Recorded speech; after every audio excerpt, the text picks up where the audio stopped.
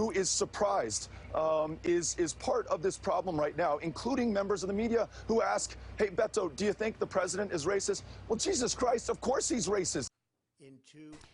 The president hinted on Twitter this morning that he may support new background checks, but he did not bring it up during his remarks. And in South Carolina, dozens of lawmakers reacted to the violence on social media, many of them calling for swift gun reform. Our George Godfrey has a look at those bills that lawmakers are planning to bring to the table in January when session reconvenes.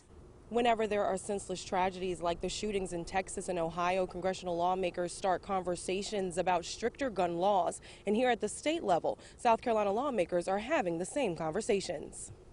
The news of the shootings in El Paso, Texas and Dayton, Ohio sent chills down the spine of people across the country.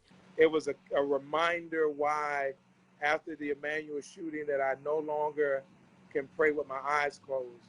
Representative John Moore knows tragedy all too well. We're just a few months removed from the 4-year aftermath of the Mother Emmanuel shooting, where my sister was murdered. Representative Moore is one of many state lawmakers calling for action, urging the General Assembly to pass legislation to expand background checks. To extend the time period in which law enforcement has to check a person's background, extends it from 3 to 5 days.